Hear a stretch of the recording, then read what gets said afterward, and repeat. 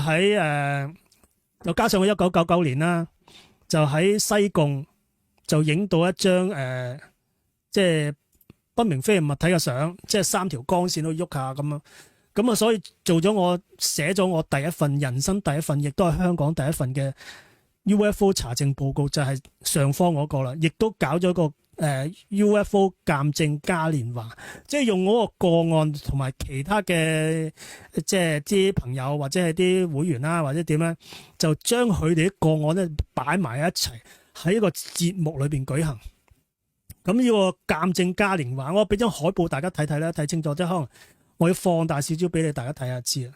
咁啊留意咧畫面嘅下方，即係喺我嘅即係依邊啊，呢邊。見到個藍色嗰個位置，我應該會放大俾大家睇。咁而我呢個 poster 嘅上嗰半部分就係我個案嗰啲相嘅局部放大嘅吓。OK， 阿 Queenie 又好嘢，多謝你啊！20世紀末嘅事啊，唔係19世紀末，我嗰日參加香港飛碟學會係上世紀19世紀末啦，即係1998、99年嗰個時間就參加飛碟學會嘅講座。好啦，嗱，我就放大俾你睇下嗰張海報係點啊！呢個咧就係揾一個香港好出名嘅graphic design 嘅 designer 設計得好靚嘅，之後叫林皮啊，佢設計嘅。嗰時阿 Moon 姐就揾佢哋幫手嘅。嗱，我放大啲俾大家睇下，咁可以睇到字啊，寫啲乜嘢？咁嗰時都好開心啊！即係我個案可以公諸於世咧，就好開心啊！好啦，嗱，俾大家睇睇，嗱，叫做咧暑假 UFO 鑑證嘉年華，我記得應該係2010年嘅呢個 function。咁啊，我負責我太太咧就負責揾場地，我就負責撰寫個報告同埋 present 啦。咁啊，亦都咧就話咧，揾咗啲專家，我諗係差唔多有9個專家，有位專家，即係話我之上嗰啲，即係研究呢啲好即係好有心得嘅人咧，就叫咗佢上台。我哋有個講台啊嘛，然後分咗兩個 section， 一個叫有可能，一個就冇可能，即係話叫佢哋去分析我呢個個案，我喺西貢影到個個案，佢係屬於啲有可能嘅不明飛行物體嘅個案，定還是係冇可能嘅不明飛行物體？卒之咧，大部分嘅人都企咗喺有可能不明物體個報告。嗱，唔可以話絕對一定係，但係起碼你話有可能先啊嘛。如果你冇可能就唔使研究啦，係咪？咁啊，我就嗰陣時都好開心嘅，即係呢個。咁啊，呢個咧就話我1999年咧。影到嗰張相，到2005年咧，先正式撰寫頭先我講嗰份報告啊。咁啊，其實都經歷咗好幾年嘅時間咧，就係呢份報告。嗱，呢個就係一份中國香港不明飛行物體個案啦。第一個驗即查證報告，即係我寫人生第一份嘅查證報告。咁之後一路都寫咗好多，而家就直情即係我而家係直情要講出嚟啦，已經唔寫啦，講出嚟啦已經。咁啊就擺喺我司徒查證 UAP 嘅頻道啦。咁啊好啦，我點解要講呢個古仔咧？就事緣我頭先咪叫大家去留意佢嘅右下角嗰個位置咧，我而家放大俾大家睇啦，就有張我做個 logo 啊，就係個 logo。咁咧，咁我就俾一張大啲嘅相俾大家睇啦。嗱，呢個啦，損害環境超錯啦，嗰個標係我自己諗嘅。因為點解要有呢個標誌咧？呢個 poster 就係事緣就喺呢個。頭先我講暑假 UFO 鑑證嘉年華咧，我就諗咗一個舞台劇，我自己編咗個古仔。咁咧就係揾埋啲演員去扮演裏邊啲角色，而當中咧阿中原咧阿 Stanley 咧都係其中一個角色，係揸地下鐵嘅，佢就負責揸地下鐵嘅。咁咧呢套舞台劇我諗之前都有提起過啦。嗰個舞台劇咧我自己唔識得做導演，我淨係識得係編劇啦。咁然後就阿卓飛兄咧就見到我拿手唔成勢，就幫我我不如做你個導演啦，幫你係編咗嗰套舞台劇卒之好成功出咗街。咁呢個咧呢個口號咧係嗰個劇演就即係個大概個故事咧，就話有個外星人咧揸咗隻飛碟，亂打亂撞，因為就撞咗落嚟香港，然後咧就插穿咗個地面，落咗去，經過呢個 IFC 二期，你而家見到右手邊嘅 IFC 二期啦，就插穿咗係中環嗰個電車站個頂，就跌咗落去嗰個地下鐵嗰個軌道嗰度，然後咧即係嗰個揸地下鐵嗰個司機就 Stanley 飾演咧，就跟住咧就問咧你係咩嚟㗎？你係咩？點解突然間會嚟到呢度個地球嘅？佢話我嚟地球咧就係提醒你哋咧應該要愛惜地球啊，唔好繼續去破壞啊咁樣。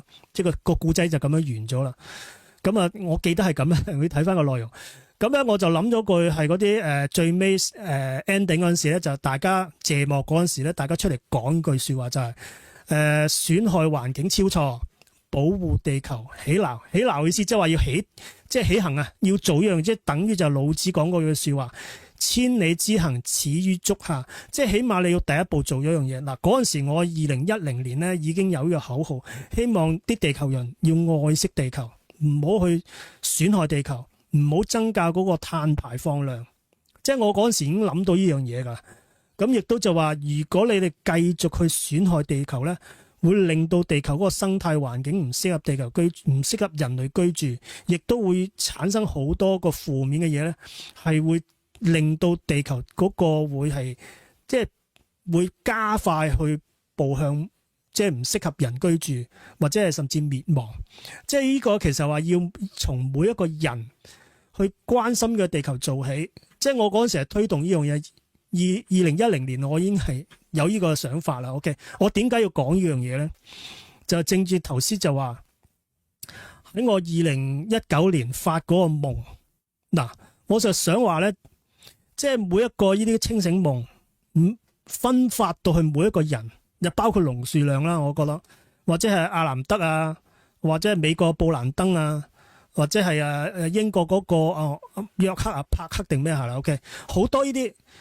佢哋其實係即係，如果係話用靈性嚟講，即係頭先都講過啦，佢可能係等於古代嘅先知或者現今嘅通靈者。我唔敢話我自己係通靈者，但係我係有份係即係接收到呢啲咁嘅清醒夢啦。其實係咪要經過我哋把口去通知，去話俾世人知，應該要保護地球？即係如果你能夠大家都能夠可以保持一個正念，即係話即係譬如嗱，地球而家有90億人啦。如果有一半45億人都係懷住一個正念，話地球唔好有事，要我哋去愛惜地球，愛護人類，愛護地球，愛護個生態環境，愛護所有人。大家嘅念力一致嘅，我相信地球唔會有事。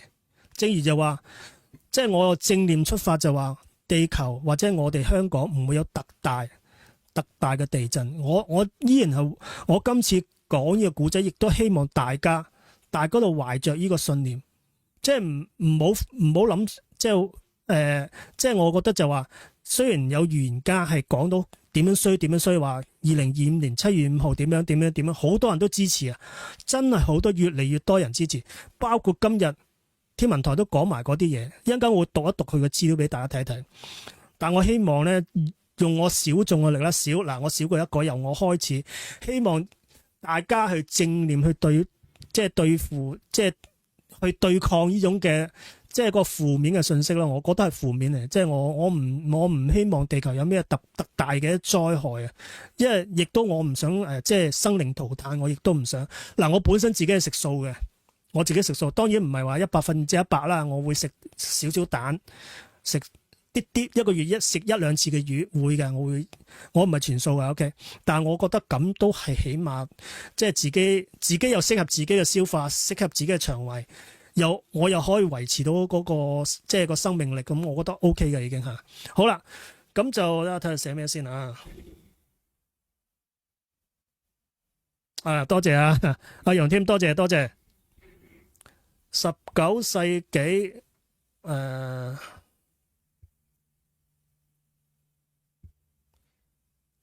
18XX 年唔知啊，係啊，宣傳到21世紀係由18世紀一路講嗰個地球毀滅，一路講幾百年咁樣。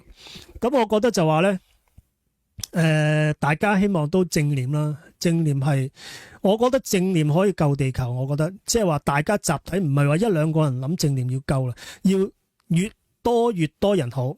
我覺得咁樣即係你大家都聽過啦，意識可以影響到實相啊嘛。即係好多嘢你越諗好啲，即係好似話一棵植物。嗱，呢個係有人做過實驗㗎，我都好想去做呢啲咁嘅實驗。就話咧，對住啲植物，你講啲好嘅說話，一路讚上去，哇，你好靚啊，成咁。同一棵冇你同佢講啲好衰嘅說話咧，咁啊，當然係一段時間啦，出嚟兩個效果唔同喎，好特別嘅。你講好說話，嗰棵植物咧就生得好好；你講衰啊，講粗口啊，你鬧佢咧，佢會可能冇生得咁好嘅。大家如果有機會都試一試吓。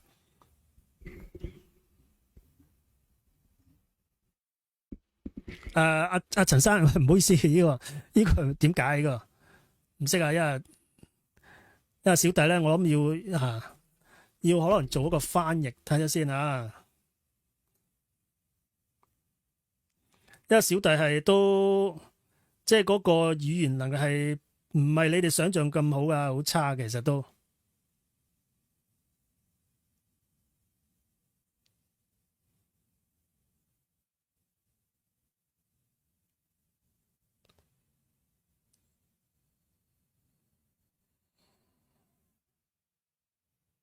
哦，唔係好明啊，唔好意思。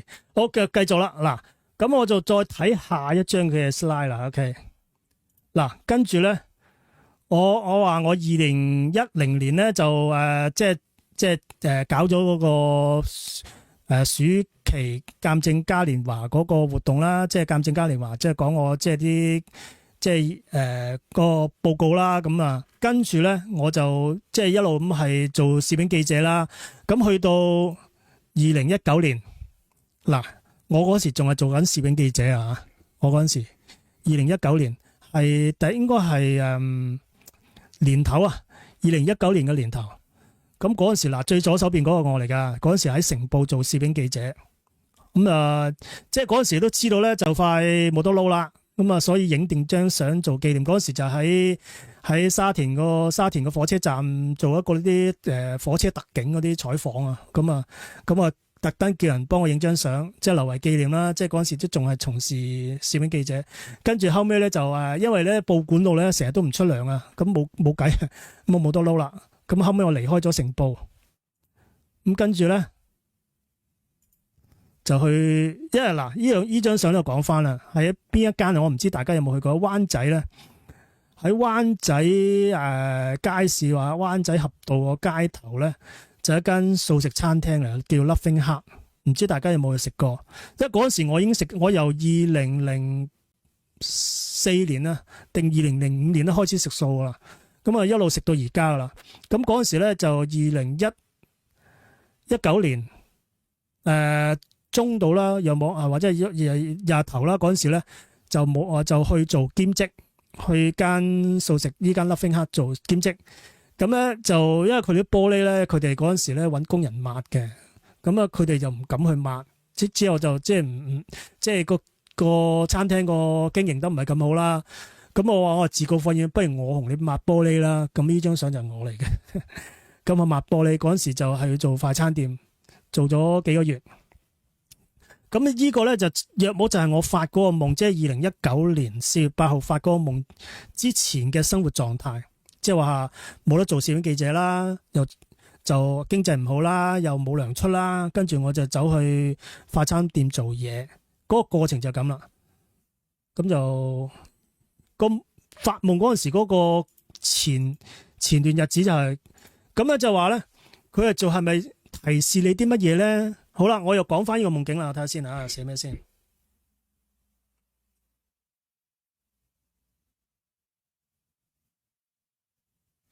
好，我睇下先啊，我睇下你寫咩先啊？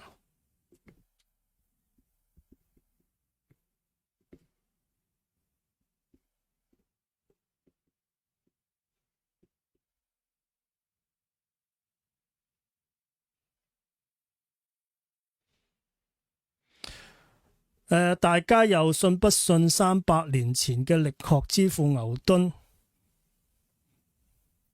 ？2060年世界末日嗱，呢個咧就係計算嘅啫，計算啦，即係其實話咧講翻就話咧，牛頓就話即係都百幾年前咧，牛頓就話預計佢嘅計算咧，2060年咧就係會世界末日嗱，佢又純粹用一個佢當其時一個計算呀，其實咧而家咧，如果你睇下聽翻就話咧，其實我哋咧係有唔同嘅時間軸。而牛頓所計嘅時間軸未必係我哋現今而家依個時間軸，即係可能咧佢計嗰個時間軸就並不是而家。我唔知大家明唔明咧？就話，因為係我覺得就話而家每一個嗰個我哋見到個實相，其實係一個佢話係其實係好多幅嘅唔同嘅圖畫硬照嚟嘅，只不過係我哋點樣睇嗰樣嘢就係你嗰個時間軸，咁而牛頓所睇嘅時間軸未必係我哋睇嘅時間軸嗱，所以我覺得未必係我哋呢個情況。同樣就話而家我覺得咧，即係咁多嗰個世界預言家都話今年2025年咧7月份就有一個特大嘅地震會產生好多洪水啦。喺我嘅角度嚟講係唔覺得會係咁。好啦，我要解釋今次咧講呢個個夢境係點樣咧，就話咧係。我當其時咧係坐喺直升機見到嘅場景啊，咁而佢其實咧就話咧，我覺得佢係一種嘅暗示咯。我只係覺得係暗示，即係話咧，好多呢啲預言者咧，或者係先知啊，或者係啲祭司啊、通靈，可能佢見到啲嘢咧，未必係同佢實相係一模一樣，而係通過一啲暗示，正如洛查丹馬斯。佢嗰陣時佢寫啲預言咧，都係好多係啲暗示嘅，即係你可能你用唔同嘅方法解都得嘅，或者係嗰個係菜根譚啊，或者係好多嗰啲以前嗰啲一啲嘅預言啊，即係會係一啲比喻嘅形式。好啦，而呢啲清醒夢，我覺得都係有啲比喻嘅形式。好啦，佢係咪其實話頭先講話我點解頭先講話我嗰個舞台劇就話要希望啲人類就話要愛護地球，就唔好話繼續摧毀，應該係保護個地球，應該係即係要快脆啲，係要大家全心協力去保護地球。我個意思即係話，我能夠接收到呢啲清醒夢，其實係咪叫我哋去真係要愛惜多啲地球咧？即係唔好繼續摧毀佢啊！即係如果我哋嗰個地球係健康嘅，即係能夠可以抵禦到呢啲嘢都唔定啊！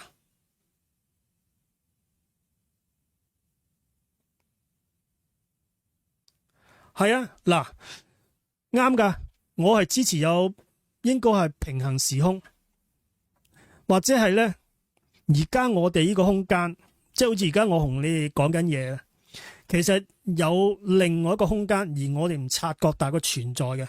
亦都我有資料係俾啲大家睇到。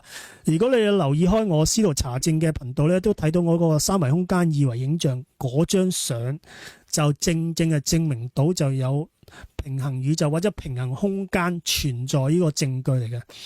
嗰個證據咧係我諗係即係我夠膽講係全球獨家、獨有、獨家。咁就係我亦都將嗰個側面嗰個影像啦。側面嘅影像啦，但係如果你哋自己可以得閒去玩下嘅，揾翻一個正面嘅影像出嚟，你哋可以試下噶。我試過啦，靚女嚟嘅。OK，咁就嗰個個案我會繼續跟，我未完噶，即係我要即係都太多嘢做。而家每日嗰啲個案咧排山倒海，包括你喺網上邊我自己搜尋啲資料，或者人哋報俾我咧排山倒海，即係我都做唔切啦好多嘢，即係我亦都係而家係只係揀呢啲我突然間當日有興趣覺得可以都可以砌一個古仔同大家分享。咁正如就琴日就話即係應該今朝早收到香港天文台嗰個資料我都同大家講下。我講埋就話嗰股意識提醒咗你去發呢個清醒夢。佢其實係咪想透過你把口去講啲嘢咧？正如龍樹亮都可能係有啲意識提醒咗佢，然後透過佢支筆去寫書，就話俾世人知咧，我覺得有可能喎，有可能，因為唔係你諗下，佢唔通就話有股力量擘大個口喺個天嗰度同你講咩？我覺得係唔會咁嘅，佢一定係透過某一個人或者佢有嗰個能力，然後咧嗱，即係龍樹亮佢係個漫畫家嘛，佢識得畫啲公仔出嚟，識得記錄低，咁樣係容易啲令人去接受啊。而我可能我畫公仔唔得㗎，咁而家我都要借助個電腦嘅科技去拼砌出呢張圖，呢張圖係由兩張圖拼合埋一齊，跟住我再加少少嗰啲即係退地啊諸如此類嗰啲嘢，咁係俾大家去了解我嗰陣時當其時見到啲乜嘢，就同埋咧佢啲浪花咧唔係普通浪花嚟嘅，係日本嘅浮世繪嘅浪花。當年我即係2019年4月8號即係發呢個清醒夢嗰陣時咧，亦都係見到係好似就係浮世繪裏邊啲浪花咁。咁會唔會係有關呢？會唔會呢啲浪花係由日本吹過嚟咧？咁啊，所以佢咪日本嘅浮世繪嗰啲浪花咯。咁我嗰陣時已經有講樣，但係嗰陣時我發呢個清醒夢嗰陣時，我完全唔識得龍樹亮係邊個，我唔知有呢個咁嘅故仔，唔知有個咁嘅預言，唔知道。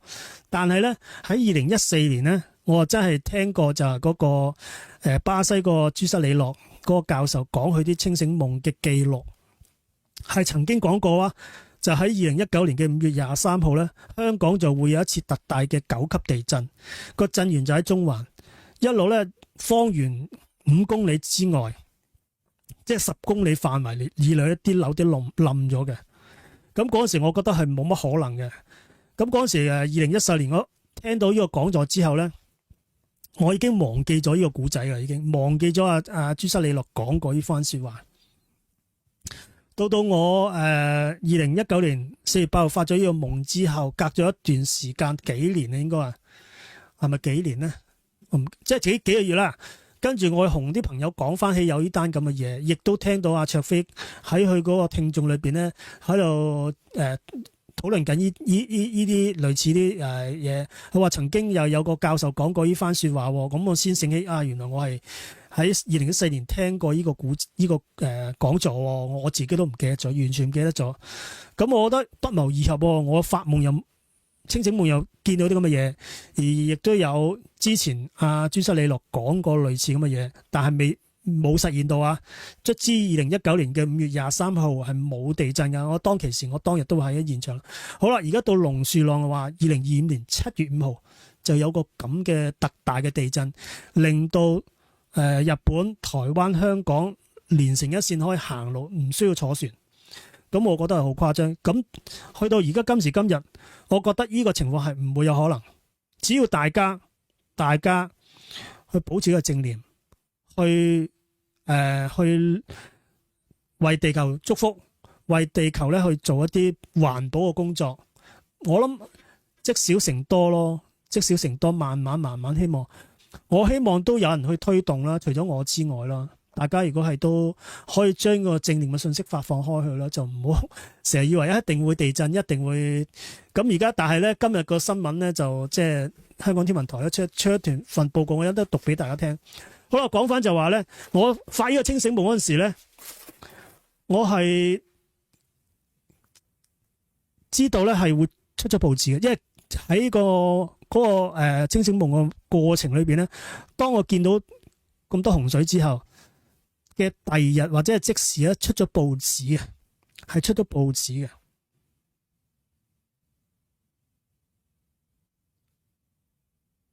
係啊，係唔止一個嘅議員啊，好多啊，係好多啊，真係啊。所以而家好似係角力緊啊，我覺得係角力緊，即係一個正念同呢啲嗱，我頭先形容叫負面啦，就係呢啲預言，只係個預言，就係我哋正念同佢角力緊。我希望我哋正念嗰班人係能夠可以即係戰勝呢個即係話預言啦。咁啊嗱，其實唔係好耐啫，原來係120日之後啊，7月5號啊，120日。咁即係話嗱，而家2月 3、4、5、6、7， 5個月，好快見真章啊！到其時你哋大家可以睇翻我今日講過啲乜嘢 ，OK 嚇，咁好快脆噶啦。咁就話唔會有特大嘅地震，但係我冇講過係唔會有地震，我冇講過，我只係話唔會有特大地震，即係話8級以上啊、9級嗰啲啦嚇，唔會有。細嗰啲我真係唔敢講，因為咧本身地球日日都有地震，即係3級啊、4級啊都有㗎嚇，尤其是日本。日本同埋台灣都間唔時都有，因為佢真係屬於喺嗰個南海嘅海槽嘅隔離，一陣間會讀俾大家聽㗎。好啦，咁就同埋咧，仲有就話頭先我講點解強調話我喺個清醒夢裏邊咧見到有明報出咗報紙咧。嗱，大家知唔知道明報佢喺邊度咧？明報位於柴灣嗰個啲工業區，而佢明報對出就係一個海嚟嘅。即係對住個海嘅，咁基本上咧，如果係有洪水咧，啲水一路係會浸入去裏邊嘅，係連啲電梯槽啊全部浸過晒嘅。如果有洪水的話，咁你電梯浸咗水，咁啊啲電梯上落唔到，因為佢印報紙咧，佢係報館連埋嗰個印刷廠都係好似喺嗰度嘅，同一等大廈嘅。咁即係話，如果佢係真係有咁大洪水，佢應該係浸咗明報嗰等大廈。咁啊，浸咗咪出唔到報紙咯？咁第二日就係唔會有報紙嘅。即係我用呢個夢去解釋就話咧，其實即係我呢個清醒夢咧，即係話告訴俾我知，唔係真係有一個咁大型嘅特大嘅地震引發到大洪水，因為佢出到報紙啊嘛，即係話嗰個城市運作都繼續可以進行嘅。亦都會啲人會議論紛紛。我記得嗰陣時咧，啲人咧話啊，好睇揸住份報紙去議論紛紛啦，哇，好犀利，浸得好犀利，即係咁樣。即係有人係仲喺度議論，即係話唔係話將成個香港浸晒，可能一啲小型嘅海嘯，但係都嚟到香港，咁即係話咧，如果我哋嗰個正念再增加，可能呢個情況唔會出現，可能啊 OK。咁我就話喺個夢裏邊咧，即係話。去演繹翻交俾我哋嘅信息，即係今日我同大家今晚同大家講，就希望或者係我即係回應翻，俾個夢境我嗰股力量、嗰股意識，係咪想我咁做咧？咁你哋過多幾個月可能我就會知道啦嚇。好啦，咁就都講翻咧，都一啲環境資料啦。嗱，嗰個咧日本個海槽，即係即係太平洋板塊啦，同嗰個菲律賓板塊啦，同埋歐亞板塊咧，就原來咧每一年啊，嗱，即係呢個就歐亞板塊啦，呢個就係嗰個日本海個菲律賓板塊咧，佢原來係咧俯衝緊落去嗰個菲律賓板塊，而嗰個歐亞板塊咧就呢個抬升就冚住佢啊。冚住，咁而家個摩擦點咧就係每年都增加緊嘅，咁啊累積緊嘅嚇，呢個係事實嘅呢個嚇。咁啦，我而家就嘗試咧就讀一讀嗰個資料俾大家睇睇咧，可能你哋大家都聽過都唔定啊，或者上網都可能收到呢個信息都唔定，咁我都同大家分享下啦。好，日本南海海槽嘅地震風險及其對香港嘅潛在影響啊！近日日本官方機構地震海槽專家就南海海槽發生地震嘅潛在風險多次作出警示啊！哇，即係警告各位啊！即係或者叫大家有個心理準備啦嚇。指若該處發生大地震，日本關東至到九州一帶，哇！關東你哋去過未啊？一帶嘅太平洋沿岸有可能面臨超過10米嘅大海嘯。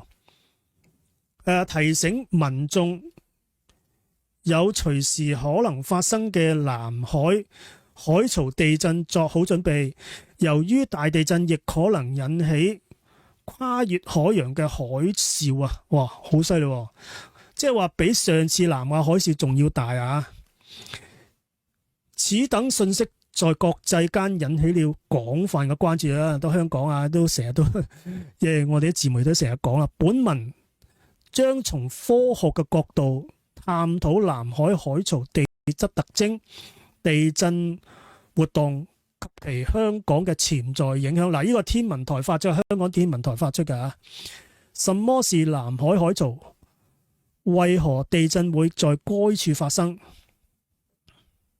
嗱，南海海槽咧就位於日本南面嘅海域，由日本進河灣伸延至日向灣嘅海域，長約700公里。它屬於非洲海板塊與歐亞板塊嘅聚合型嘅板塊邊緣。嗱，聚合即係話頭先而家紅線嗰個位置啦嚇。菲律賓海板塊以每年約5厘米啊，嗱，原來每年有5厘米，5厘米即係咁多。就然後咧就係嘅速度，每年5厘米嘅速度就俯衝去歐亞板塊之後，個俯衝即係咁樣，呢個歐亞板塊呢個去俯衝每年5個厘米俯衝向下。咁咧就板塊邊界嘅移動速度不平均，即係話佢唔係啊，即係恒定係咁，有啲多有啲少啊嚇。導致移動較慢嘅部分出現滑移嘅虧損。哦，咁樣啊，即係佢唔係同步啊，有啲多啲有啲少啲，咁啊變得佢係唔平均啦。咁有啲會虧損咗啊嚇。咁就喺板塊嘅相對嘅運動下，應力會在這些移動較慢的地殼上積聚。較慢嘅都反而會積聚咗力量喺度啊。當累積嘅應力超出這兩塊板塊之間嘅摩擦力所能承受嘅限度嗰陣時咧，積聚嘅能量便會在短時間內釋放。嗱，佢呢個就話佢積聚，即係話咧，如果佢係成條嘅即係紅色線嗰個位置，每年都係好平均地係移向5個 cm， 咁就即係個問題反而不大。佢話有啲多有啲少咧，反而咧令到即係退得冇5個 cm， 可能1個 cm 咧，佢反而咧調翻轉，佢積聚咗啲能量喺度，嗰個咁樣積聚到某個上下咧，佢會爆發出嚟啊！即係唔平均啊！咁啊就超出個限度嗰時咧，就會產生嘅短時間內嘅釋放，導致地殼發生震動，即係地震。隨着菲律賓海嘅板塊繼續沿南海海槽俯衝，咁啊應力嘅積聚咧就和釋放嘅過程不斷循環。然而地震周期並不完全有規律啊！呢個亦都係有個保留咯，即係話咧有時啲嘢咧係預計唔到，佢會係不定時釋放佢啲壓力嗰個應力啊。好啦，咁又就睇翻呢個另一個圖啦，我都準備咗啦。嗱，頭先講過樣嘢咧，就係呢個，即係咧，嗱，而家畫面嘅左手邊就歐亞板塊，右手邊咧，畫面嘅右手邊咧就菲律賓板塊，佢係俯衝，即係如果個計嗱，即係俯衝落去啊，應該係咁樣啊，唔知啦，即係總之係菲律賓個板塊俯衝落去海底啊。海床即係軟流層下邊係軟流層，即係粉紅色嘅位置，啡色咧就嗰個地殼嗰個，然後俯衝落去咧就產生個摩擦，有啲多有啲少啊。好啦，咁就我繼續讀嗰個啦。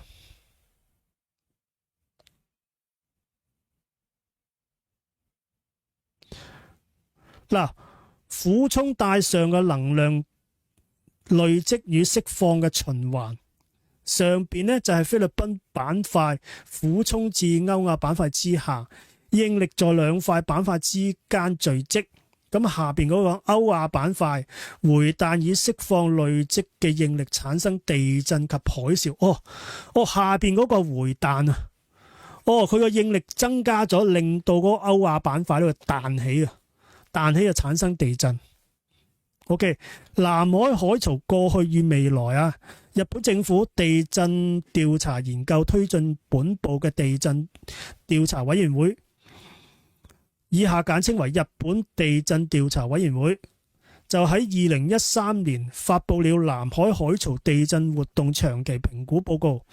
根據歷史記錄，自684年嘅白鳳天母嘅遺址地震以來嘅1400年間，南海海槽每隔100至200年更便發生咗8級或以上嘅巨大地震。即係喺嗰個100至200年間發生咗8級或以上嘅巨大地震呢，而當中最大嘅地震係1707年啊，即係距今就大約係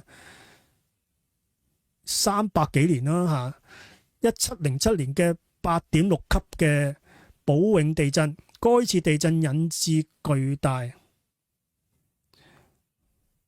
係啊，啱啊，阿 Queenie， 因為頭先一陣間我都會讀噶。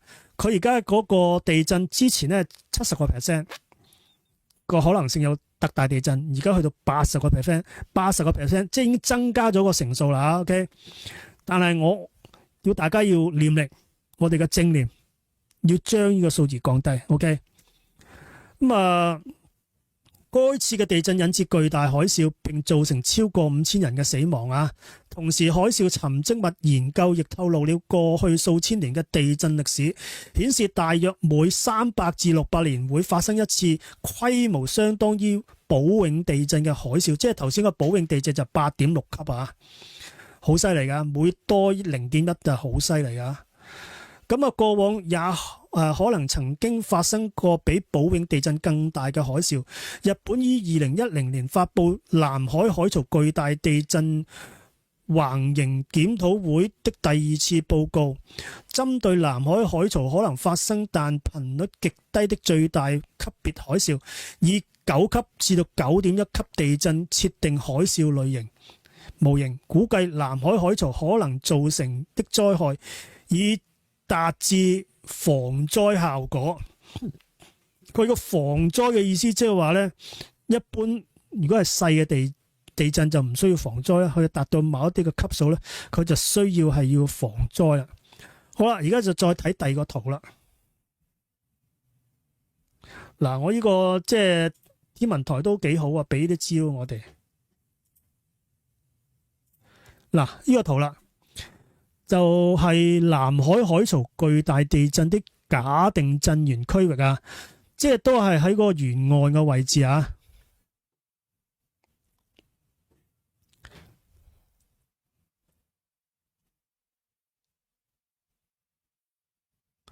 佢話南海海槽歷史地震嘅時刻序列，震源區域與估算嘅震級，顯示了地震之間嘅時間間隙。好啦，就全球而言，統計數顯示平均每年發生約20次7級或以上大地震。哇，咁犀利！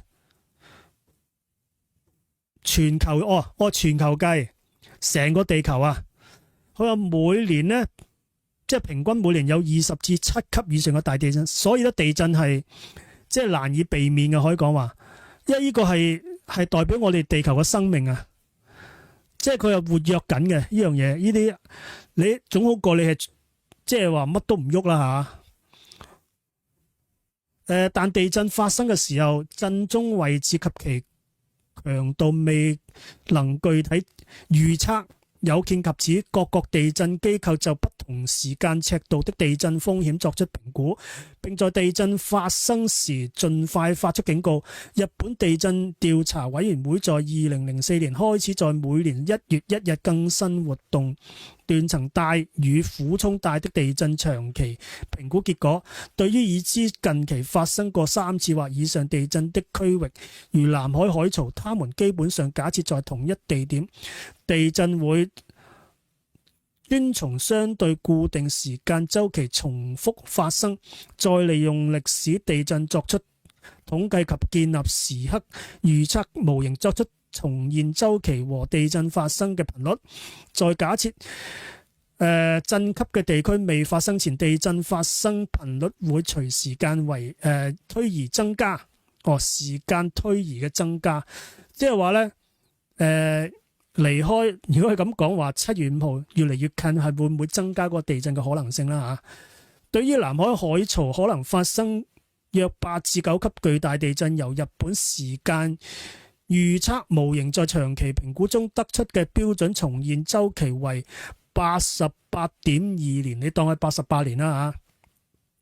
對上一次8級或以上嘅地震是1946年，係8級昭和南海地震。嗱，1946年，即係而家距今幾多年啊？46即係54，已70幾年喎，即與現在已相距79年啊！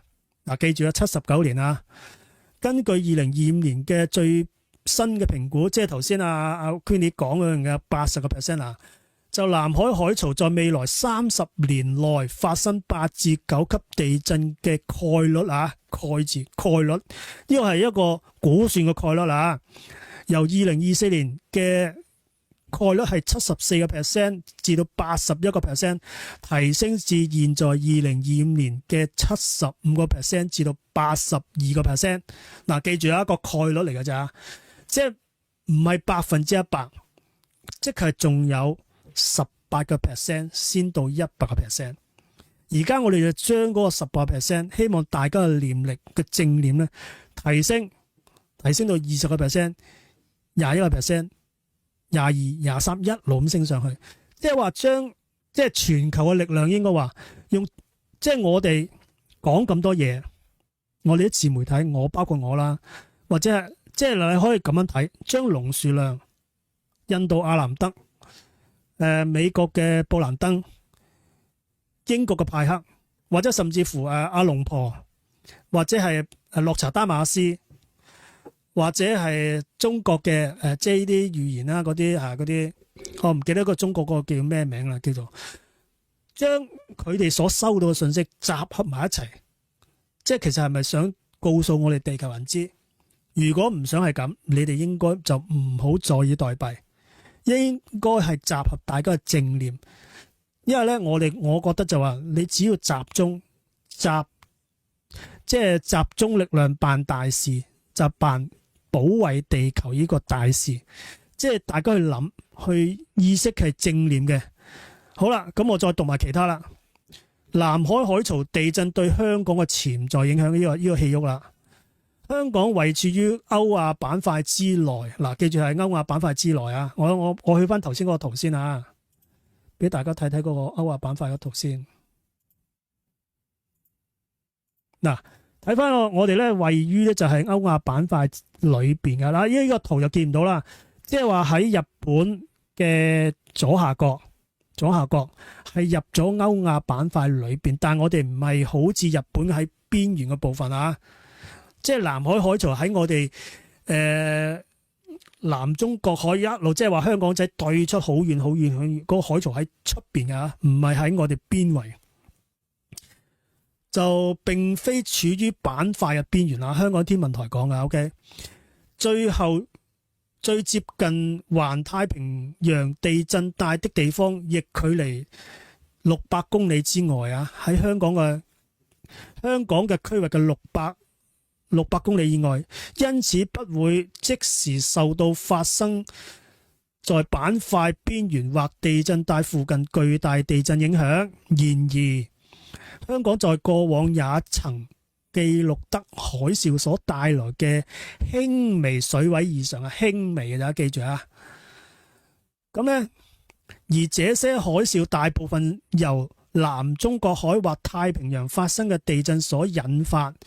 咁喺2011年嘅3月11，在日本本州以南海域嘅日本海嘯發生，喺個海底喺個海溝發生咗9級嘅大地震。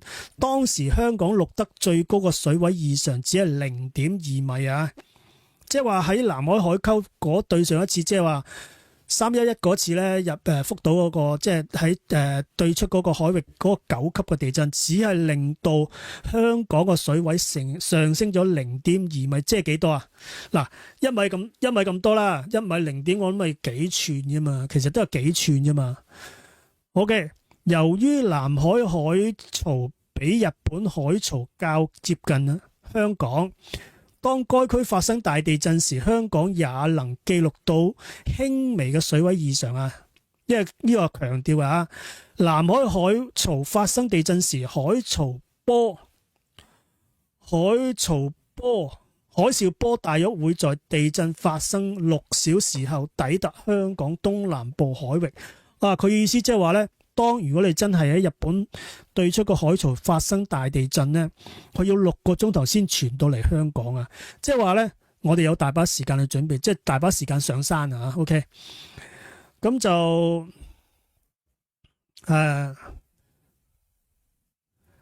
並在其後約1至2小時陸續地抵達西北沿岸，即係6個鐘頭之後先抵達香港，同埋去西北嘅位置先會到啊！即係話會西貢會首先接觸到先啊！在考慮多種地震或疑嘅分佈後，海嘯無疑。結果顯示，若南海海槽上發生9.1級淺層地震，香港部分沿岸區域有機會受顯著海嘯影響，而8級地震則僅為對香港帶來輕微水位異常，不一定能察看得到。然而，除了震源位置及震級這些基本地震參數外，地震破裂過程震源附近地質構造、近岸及海底地形等複雜因素也會影響到達香港實際嘅海嘯波幅。嗱，呢個睇下嗰個都俾大家睇睇嗰個圖啦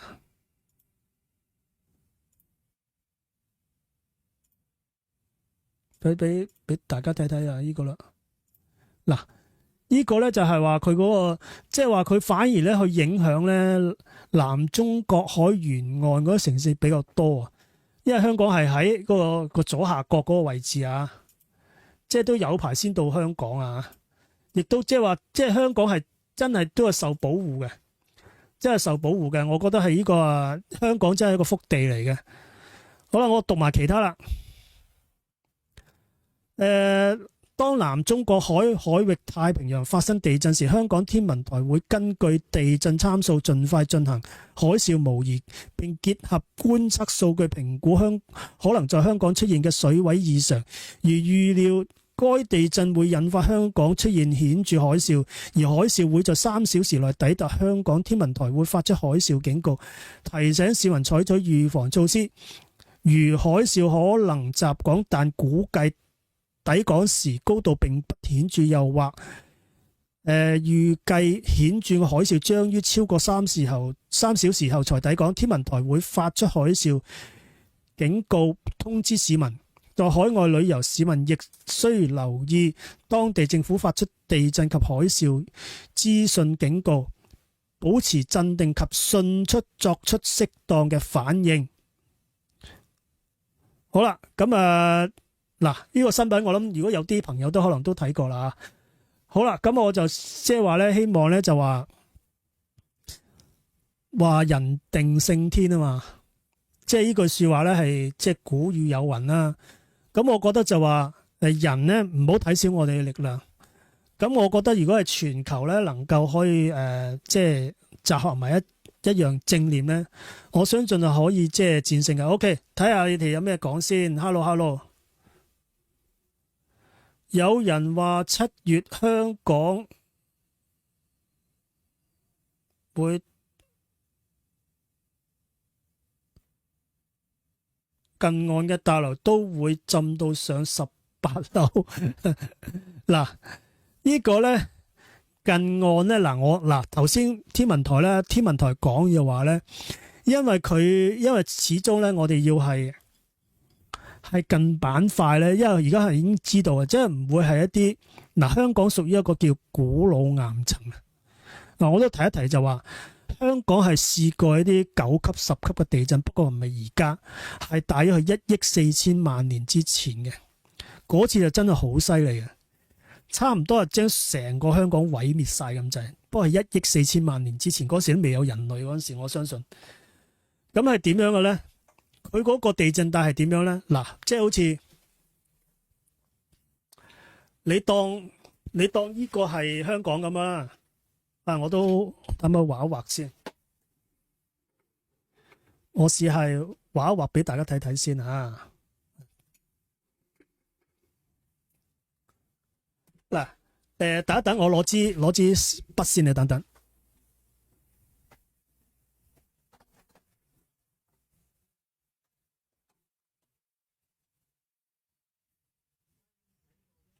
點解？咩事啊？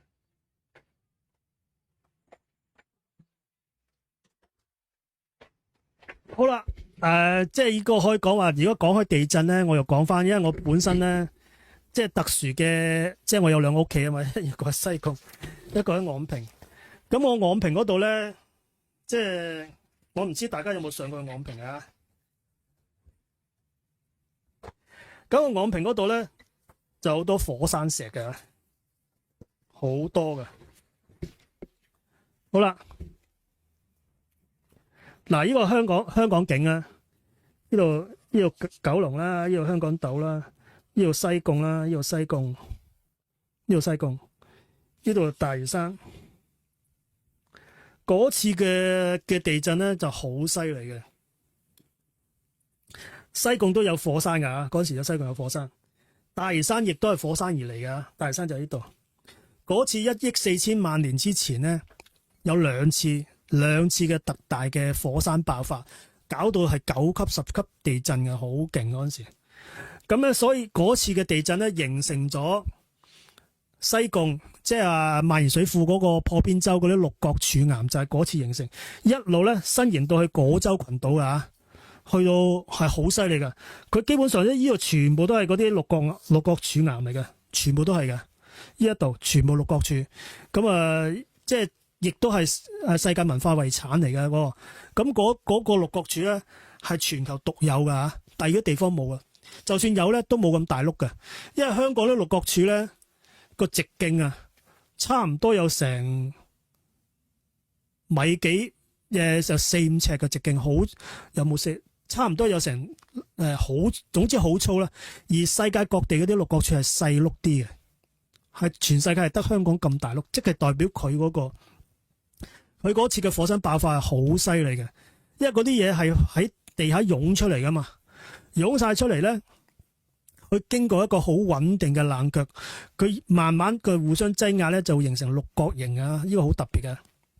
好啦，咁嗰次咧，第二次咧，即係話我前有兩次啊嘛，唔知係第一次形成咗，首先大嶼山嘅初型啊 ，OK， 即係隆起咗嚟變咗大嶼山啦。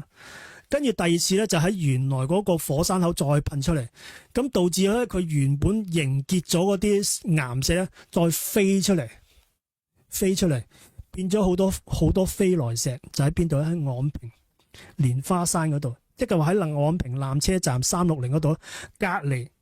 你嗰度留意下咧，會見到一嚿嚿嘅石頭咧係飛出嚟嘅，飛出嚟咧成嚿係熔岩嚟嘅，咁啊冷卻咗係尖不甩啊，又好巧口慘手，好尖嘅。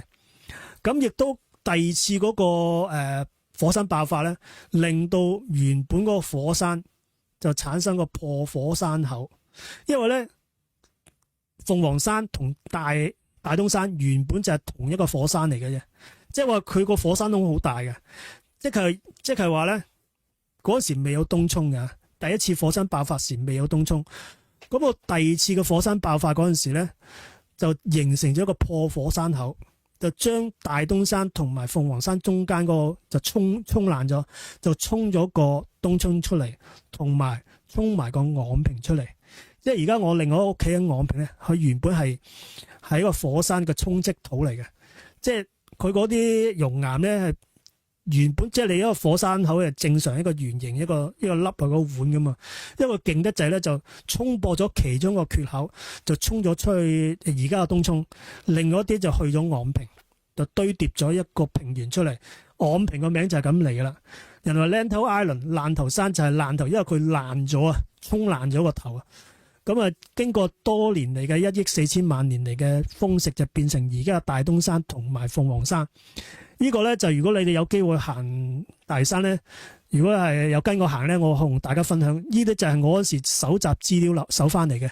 所以咧，即係呢個咧，香港係曾經係有過幾次嘅特大嘅火山爆發，但係咧，因為第二次之後咧，嗰啲熔岩實在太多啊，封咗個口，封咗香港呢個火山口，所以我哋先至能夠咁太平生活咗喺香港一個得天獨厚嘅地方，即係呢個好奇妙嘅。OK，我睇下你寫啲咩先啊。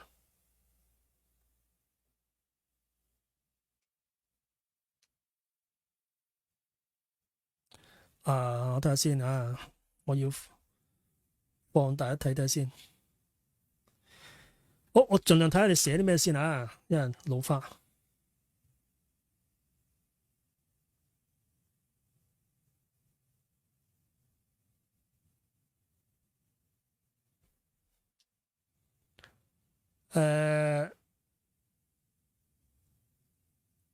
青衣沿岸地帶上兩星期已經爆咗3次水管，地面都裂開成條河咁。咦？青衣啊，如果爆水管喎，咦，即係話個地殼有變動啦嚇。你講呢樣嘢咧，我記得啦。我嗰次係去上年去日本，應該話嗰陣時啱啱嗰個疫情開咗，我哋通關，即係對2023年啊。嗰時就係通關之後可以出去啦。咁啊去日本唔記得邊度啦。因為去到機場咧，嗰個機場咧起喺個人工島上高嘅，我唔記得邊度係咪大阪定點。咁咧佢啲水管就爆啊！點解會爆咧？原來就係因為咧，佢起一個人工島，個人工島係受地殼嗰個上升高低咧，會有時咧係會咁樣爆咗水管嘅。咁所以咧，會唔會係因為地震令到青衣島嗰啲水管咧係爆咧？有乜可能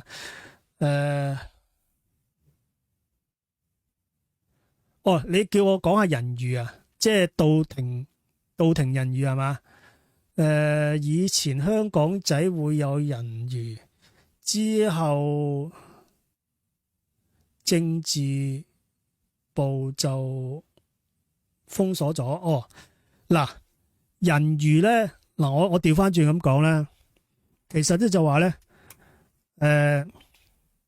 嗱我就調翻轉去諗，即係等於就話調翻轉呢個宇宙，除咗地球有人類之外，有冇第啲地方有人有生命咧？即係話咧，你如果咁樣諗咧，就好明白就話，我哋係咪淨係陸地上先有智人咧？有啲智慧嘅生物喺個海底，會唔會有呢啲更高智慧嘅生物咧存在咧？我覺得係有嘅，係一定有。至於佢係用咩形態去遨遊個海洋，或者用啲咩方法去做一個溝通，嗰樣嘢係可能我哋唔可以理解嘅。咁啊，同埋咧就話咧，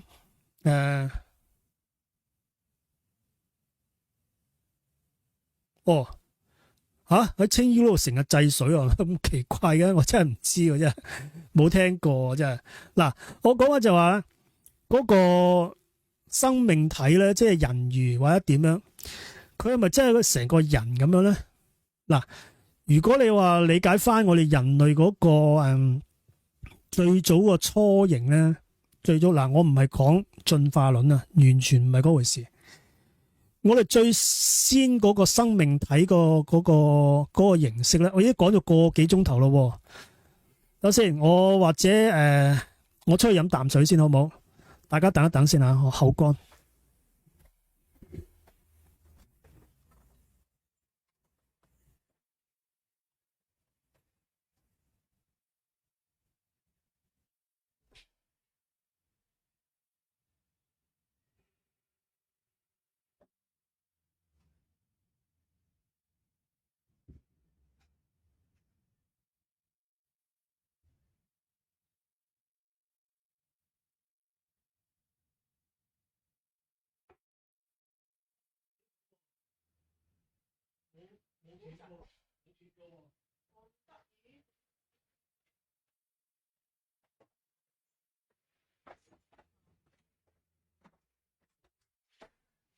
唉，各位好，我又翻嚟啦啊！我今日咧其實特登咧唔斷去睇下會唔會好似之前咧咁窒下窒下。因為我咧已經係申請咗個光纖入屋啊。因為我呢條村屋咧要 check 過，有啲網絡啊，有啲電信公司係冇鋪設網絡光纖入到村屋嘅。咁我問咗幾間，終於有一間得啦。而且咧，佢係話俾2條1000 M 嘅線光纖俾我，咁一條咧就係我做直播用啦，一條就俾我太太上網啊睇電視啊咁樣，咁即係大家可以唔使爭線啦。咁啊要聽日朝早先嚟裝嘅，咁我要取消之前個無線寬頻啦，取消一個，因為喺昂坪嗰度咧都係冇光纖嘅，都係要用無線寬頻。咁咧我就會係即係到期時咧，即係到大家如果我上山做直播咧，可能要忍耐少少，可能會窒下窒下。今次有冇窒啊？今次暢唔暢順啊？今日大家俾個信息俾我啊！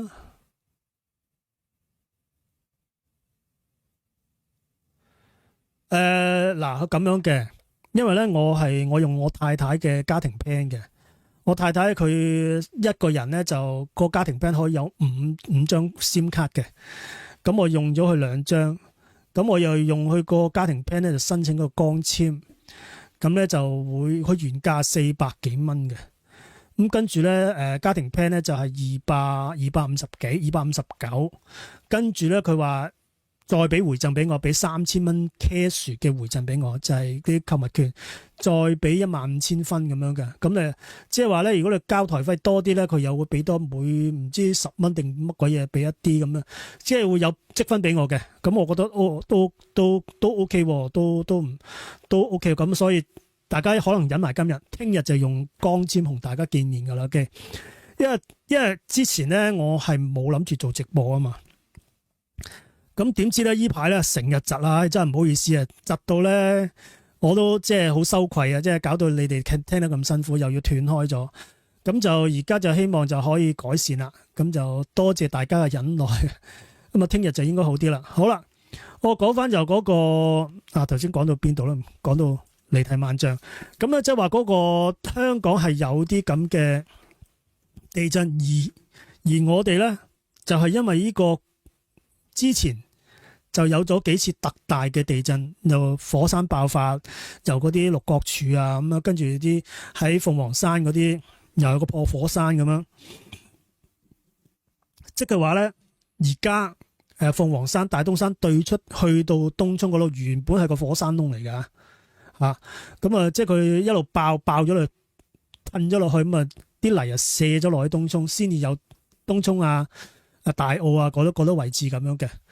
咁而鳳凰山本身係喺海底嚟嘅，最早期可能1億5千啊，1億6千萬年前可能係喺海底嚟嘅，一路隆上嚟，跟住爆開咗就封咗個口。咁即係話咧，而家已經係封到密晒啲岩漿，因為佢亦都唔係地震帶啊嘛，佢唔係活躍地震帶，又唔係火山地震帶。咁嗰啲就封咗口，嗰啲可能啲岩漿改咗道去咗邊度咧？可能去咗即係蛇口嗰邊啊，或者因為對上一次咧，即係有咁地震咧，即係話我自己喺昂坪所感受嗰個地震咧，係嚟自南邊嘅，即係西南邊嗰邊嘅，即係內陸，即係大陸嗰邊嘅。咁嗰度係有一個地震活躍帶嘅，但係就唔係近香港啊，喺國內嗰個位置嘅。咁所以就話會唔會係香港反而咧調翻轉就話受即係話菲律賓板塊同埋歐亞板塊嗰樣嘢，但係佢所影響到香港個情況真係好微，即係叫小型2級啊、3級、4級啊，啲間唔時都會有。但係如果去到話特大嗰啲，我相信係唔會有。你唔好講話去到8級啊、7級都唔會有可能。我諗頂多係3、4級，即係咁樣。我覺得係咁樣咯。咁我希望大家都為地球祝福啦。都為個人嘅健康啊、身體啊嗰方面着想啦。我覺得係咁樣，係唯一係咁嘅咋。我哋只可以做。咁今日仲有啲人咧就話會唔會準備啲咩食糧啊？準備啲救生包啊？咁我覺得如果你哋有咁嘅需要，你哋都可以準備嘅，我覺得都冇壞嘅。咁我就可能比一般人好少少啦。我西貢遊啦，咁我可以上去昂坪，因為昂坪嗰度咧係離開水平面係400幾米嘅，即係話算得上嚟講，嗱半山唔好計啦，即係話我哋一般市民咧可以比較係即係差唔多嗱，其實太平山都好似400幾米嘅啫，我哋嗰度都係400幾米。咁如果我度咧就係一個村屋啦，即係淨係我屋企係望到大佛嘅。咁啊，即係話叫做一個高位啦。咁如果你哋話如果心理上如果安樂嘅，到期時，如果7月5，我睇下係邊一日嚟嘅先，我睇下7月5號，禮拜六嚟嘅。咁通常咧，我太太上山咧，通常係禮拜六上山，就禮拜日落山咁樣嘅。咁我今個禮拜咧都會上山。咁啊，不過首先去睇埋個素食展先，睇完個素食展咧，跟住就會上山。咁啊，係啦，即係情況就係咁樣啦。咁啊，希望大家都即係假期快樂，家庭幸福。咁啊，讀書即係拍拖同太太或者女朋友、男朋友相處都即係開開心心咁樣。我自己係希望大家都係開開心心嘅。雖然我自己嘅童年唔係咁開心，我都希望人哋都開心。咁大家希望嗰個氣氛啊，嗰方面都好咯，同埋每一晚都發個好夢。咁發夢嚟講，我都當係一種嘅生活嘅一啲嘅過程嚟嘅。咁我亦都係會記錄低。咁我今日都有發咗3個夢，好特別嘅嘢。咁夢裏邊咧就見到咧其中一部分嘅啫，其中一部分咧就話見到。我喺個搭緊車，喺個車窗望出去，見到應該係香港嚟嘅，即係熟悉嘅地方嚟嘅。咁啊喺個岸邊有3個人就並排企嘅，就望住個天，然後咧望住個天空又有3粒光嘅發光體，3粒1、2、3咁，又係並排，就同下低嗰3個人企嘅位置一樣。咁然後咧我覺得佢哋。嗰粒喺天空上高嗰3粒光點咧，係射咗粒白光落嚟，白光嚟。咁嗰3個人咧就接收嗰啲白光。咁我唔知佢代表咩意思啊，我都唔記得啦已經。咁都覺得幾特別。咁記得就係呢個嘢嗱，呢個咧就係真係發夢，就唔係清醒夢，所以好難會記得到啊。我係錄咗音，但我要聽翻個錄音，我先記得我發過啲咩夢。但係清醒夢咧，你就算你唔錄音，你唔寫得，你都好耐都仲記得。我細個嗰時，我記得我初最先我有記憶嘅夢咧，就同我家姐去探險，好似係夜晚嚟嘅，去爬山，然後爬過個山之後咧，就望到對面凹落去個山谷咧，係有啲科學或者科技嘅研究中心咧，佢係俾個玻璃罩住嘅，玻璃罩住嘅，咁嗰啲建築物就喺裏邊。咁我奇怪點解用個玻璃罩住？嗰陣時我細個都唔知係咩嚟嘅，咁而家係知啊。其實佢係一種係防彈啊，應該玻璃防唔到彈啊。但係調翻轉可以防空氣，或者可能唔俾外來嘅空氣入到裏邊咧，我先揾個玻璃罩或者個透明罩啦。咁嗰個係咪玻璃，定還是第二種物質，我就唔知啊。因為離遠望啊。好遠嘅，咁我細個就發過一個咁嘅夢啊。好啦，司徒查證咧，我諗都要差唔多啦。咁睇下你哋有到啲咩可以同我傾下咧，你哋可以留低啲信息啊，俾我都知道。你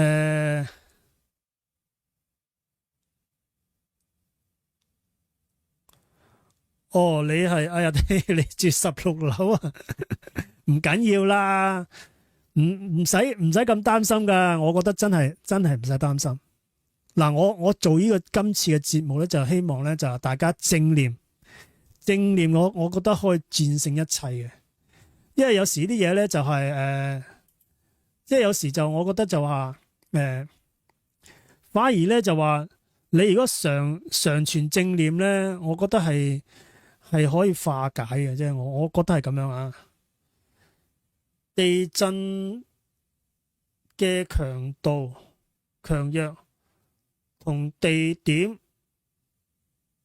建築方有唔同嘅影響，係啦嗱，即係你聽過咩叫做豆腐渣工程啦 ？OK， 嗱，如果假若喺台灣或者日本，佢哋牙牙烏起啲樓，會係或者冇個預應力咧，佢個傷亡會好大。咁所以你要見到好多日本啲好多嘅大部分，我諗90%幾啊，啲屋都係一兩層高嘅咋，真係好矮嘅咋。咁係啲城市都冇計，佢因為即係地少人多，要東京嗰啲，佢不斷向高空發展，或者甚至有時咧就話佢有啲都係5層高啊、6層樓啊，即係都係有個高度限制，或者佢會咁樣。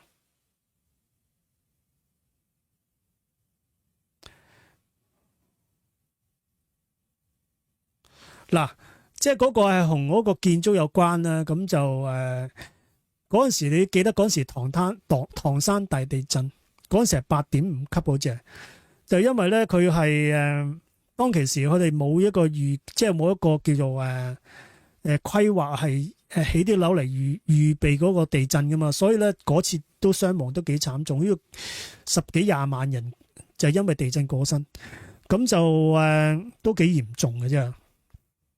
咁即係，但係有樣嘢就話咧，我聽翻啲啲資料，睇翻啲資料就話嗰陣時唐山大地震之前咧，有好多個地震先兆出咗嚟嘅，即係話咧成天啲雀仔飛來飛去咁樣亂飛，好似遷徙咁樣，跟住地下啲蟲咧走晒出嚟。啊係啦，講翻今日咧，我就係啱啱碌下手機見到一段片咧，我又趕唔切將佢下載咗，唔係我就想俾大家睇下，就係有一條即係我哋稱之為叫做牙帶魚啊，好長嘅牙帶魚，但係一般人稱呼咧叫做地震魚。咁咧佢就喺日頭喺個海邊，唔知沙灘定點咧，佢話點床點隻咁樣喺度游來游去，因為佢原本呢啲咁嘅呢啲牙帶魚咧，呢啲魚咧係喺海底即係好深嘅位置生活嘅，佢突然間唔知走咗上嚟岸邊。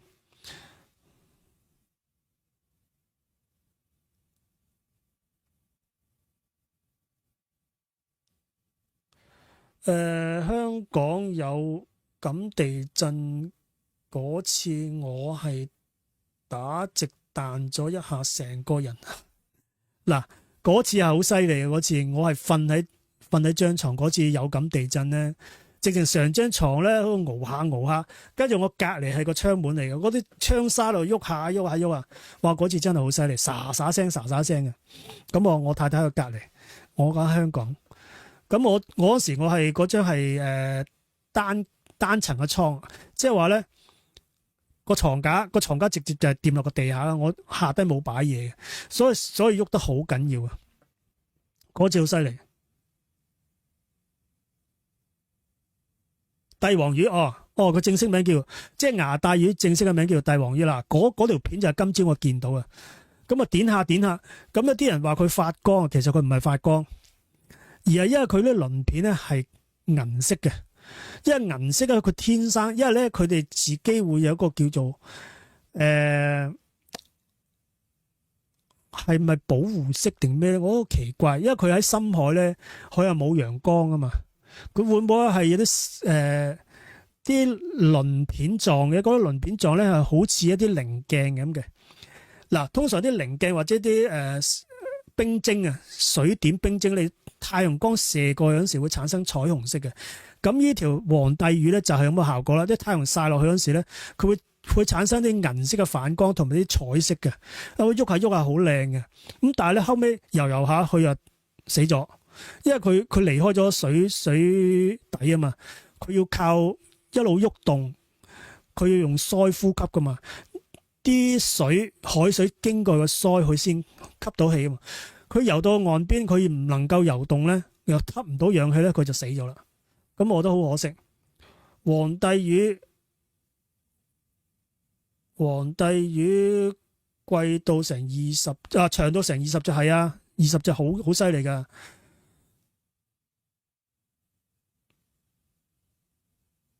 我懷疑司徒你講國內西南地震帶係有地殼移動影響到我住嗰區。呢啲真係有咁嘅可能，有咁嘅可能啊！因為我哋即係嗰個擠壓咧，板塊與板塊之間嘅擠壓，即係話嗰個非洲菲律賓板塊俯衝，歐亞板塊抬升，佢抬升呢個過程咧會產生一啲唔同嘅壓力嘅積聚啊，會咁嘅情況啊。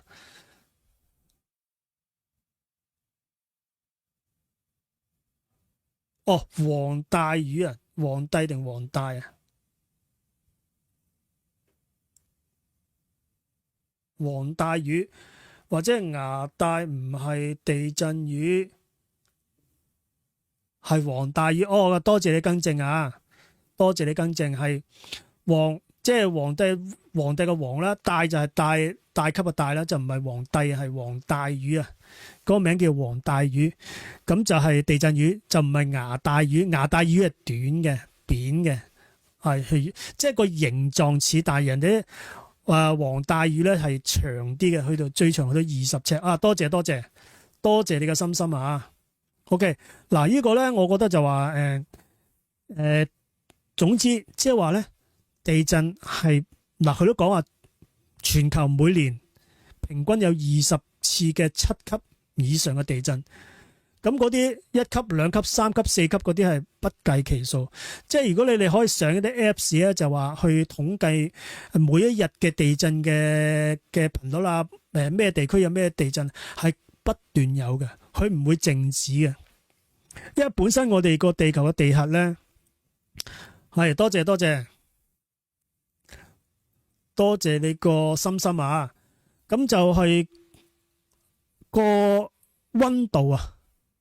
總之我哋地球嘅地核裏邊嗰個 liquid 嘅金屬嘅內核咧，係一路燃燒緊嘅，而嗰個燃燒嘅溫度咧，等於而家嘅太陽嘅表面溫度啊。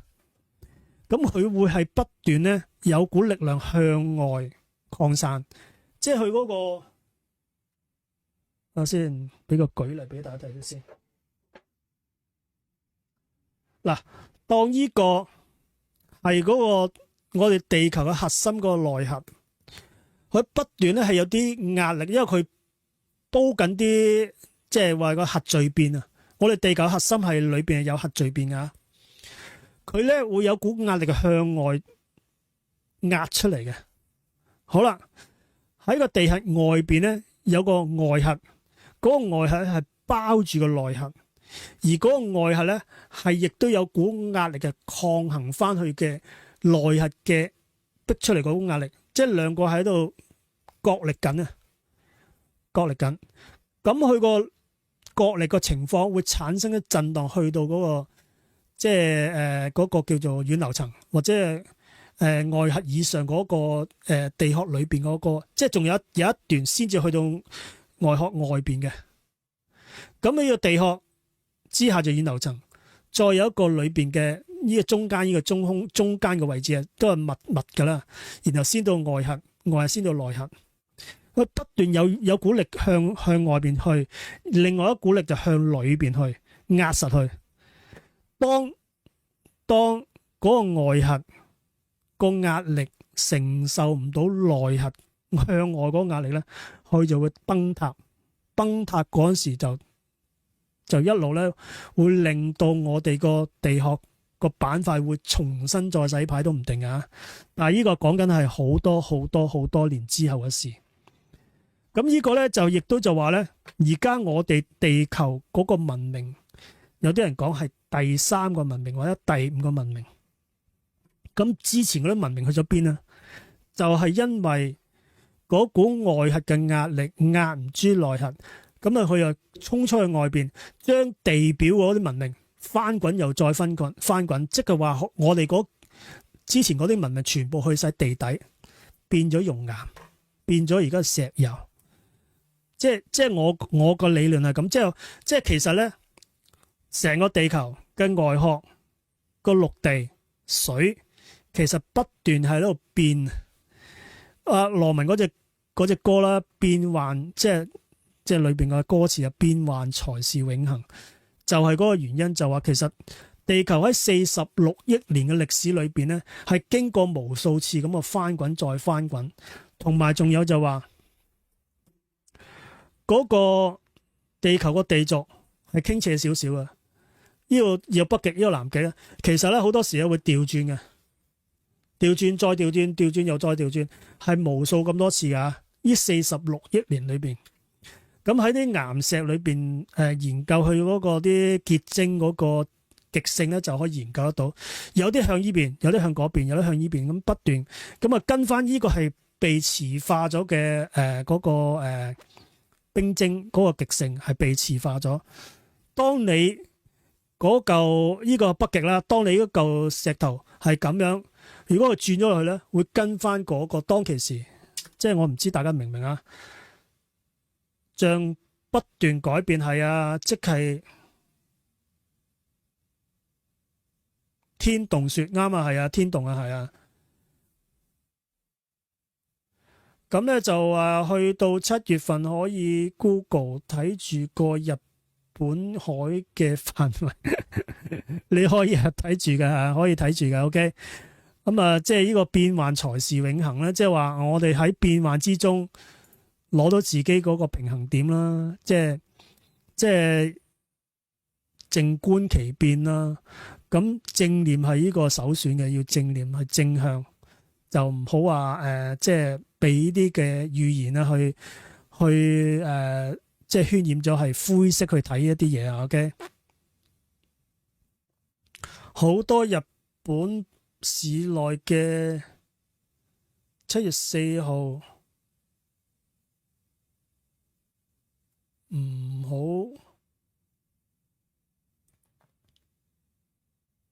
我睇下寫咩先啦。哦，好多 cam 喺度 mon 住睇冇，我覺得咧就即係唔係當，我覺得就唔係一個當，唔係慶典嚟嘅。即係話，其實即係話嗰個憂患嘅心係需要有，但係就唔需要太過灰去睇呢樣嘢啦。平常心去面對咧，因為地球變幻才是永恆。即係呢啲地震啊，呢啲咁嘅即係嗰啲情況係真係一個你預咗佢有個變幻，但係就平常心。就係話我覺得係咁樣會反而仲好啲咯。當然係，即係你哋日本本身咧，或者台灣都係一啲地震帶咧，咁佢哋都有嗰個地震意識，要經常都有。好似上次我同我太太去台灣咧，咁我手機真係跌咁啊，跌兩下，跟住就嚟啦，震，咁啊呢個嗰次真係幾突然啊！咁啊即時反應啊嘛，即刻要揾啲嘢扶啊剩啊咁啊咁啊。咁我覺得大家都有個心理準備咯嚇，但係就唔需要太過灰，好唔 OK？嗱，如果係冇咩嘢就我就暫時嚟到呢度，因為都又要飲下水啦。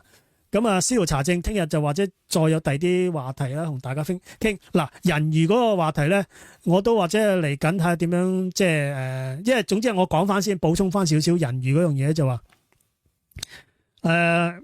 最先我哋即係啲生命嘅開始咧，由阿美巴變形蟲，而變形蟲之前係啲咩嚟嘅咧？係一啲嘅話可能細菌都唔定啊！我哋可能係由細菌或者係由石頭爆出嚟噶。OK，咁而我呢個生命嘅最先嚟到地球咧，係經小行星、彗星或者隕石，係將外邊嘅生命嚟到地球。因為最初地球嗰個形態咧係冇生命噶，只係一個火球嚟嘅啫，係燒紅咗一嚿火球。因為我頭先講話地球嘅核心係一個核聚變，一個金屬嘅燒到好紅好熱嘅溫度，大概係唔知幾多萬度嘅幾千度或者，總之個溫度就等於而家太陽表面嘅溫度，係燒到紅晒。只不過佢係去到個核心未冷卻得晒嚇，即係話最先地球咧最先嗰時係一個火球嚟嘅啫，一路佢係呢啲嘢撞，佢撞嗰時咪產生火焰啊，燒啊燒，佢係慢慢冷卻，又加上有空氣有水分，好多樣嘢夾埋，先至冷卻到個表面，慢慢一路啲火焰一路熄。你諗下，火山熔岩嗰啲熔岩喺邊度嚟啊？咪就喺核心咯，燒到紅晒咧，跟住熔岩係由核心而嚟噶。佢一路嗰啲宣泄出嚟啊，爆出嚟啊，即係未來黃石公園咧，佢亦都係一個活火山嚟噶。佢嗰個火山口嘅面積係等於6個香港咁大，你又可知幾犀利咧？咁嗰啲都係地底嘅熔岩湧上嚟，不過而家仲未爆發咁解咋。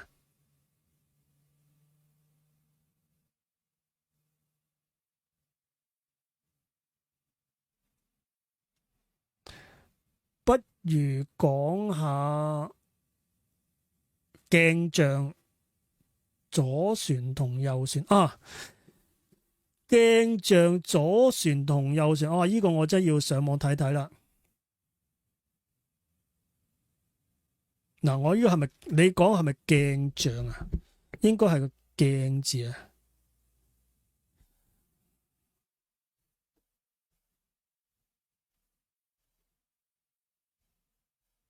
嗱，我 cap 咗個圖先，因為咧有啲嘢我唔識得晒噶。你而家講樣嘢我未聽過啊。不過我話俾你知就話鏡裏邊嗰個影像咧吓，即係鏡面裏邊嘅影像咧，你見到自己咧嗰個除咗係物理性之外咧，即係話個反向啊，咁亦都係一個一種俾自己即係去理解嗰個平衡宇宙係點樣。雖然嗰個都係你自己啊，你反向啊嘛。咁即係話，亦都可以從呢度理解就話，一樣物質有正反兩面，即係你啟發你嘅思維嘅啫話，有正物質有反物質，即係用呢樣嘢就話，即係好多時有兩面嘅。咁你用鏡去理解一樣嘢，比較容易啲去知道。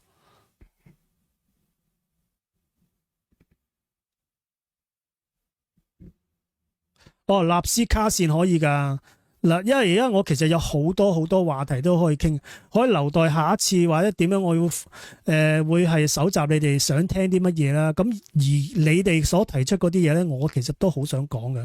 不過有時而家都講到喉都沙嘅，要養聲啊，要嘅。咁都夜，咁亦都準備聽日嘅古仔啦。咁太太都可能都要休息啦。咁就因為講嘢，我即係唔係好大嘅啫，可能我講嘢都嘈到我太太瞓覺都唔定嘅。OK，咁啊，請大家見啊。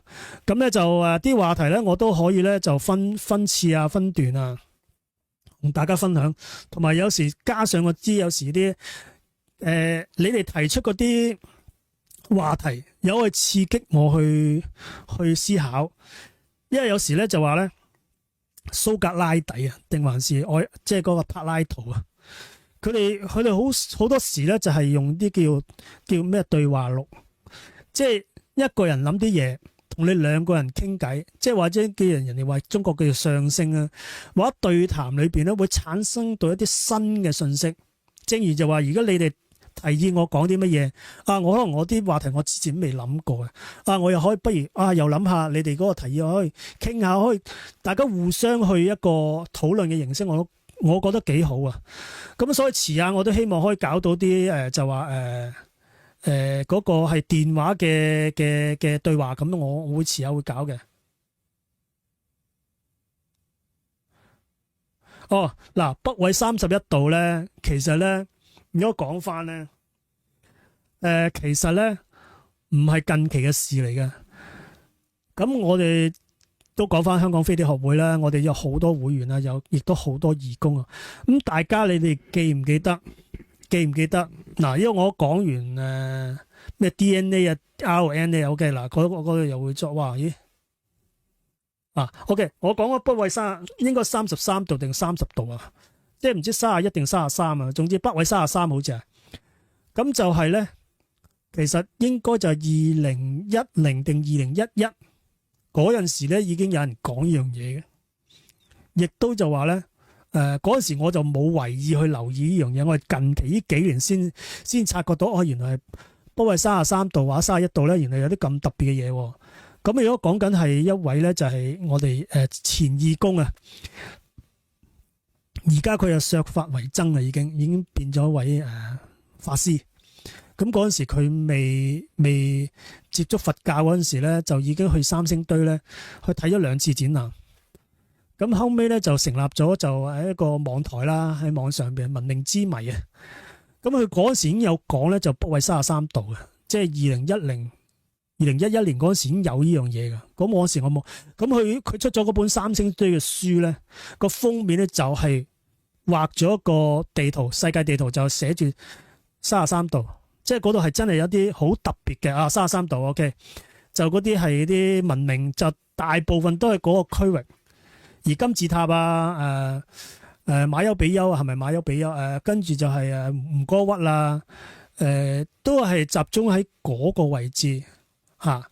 咁啊，但係復活島係咪嗰度？我唔知係咪啊？復活島咁啊，即係嗰個係一個特別嘅，係咪因為嗰度係屬於係地球嘅中心位啊？定還是點？啊，英國巨石陣都好似喺嗰個位置。咁啊就不如又喺下次講下26,000年一個循環嘅歲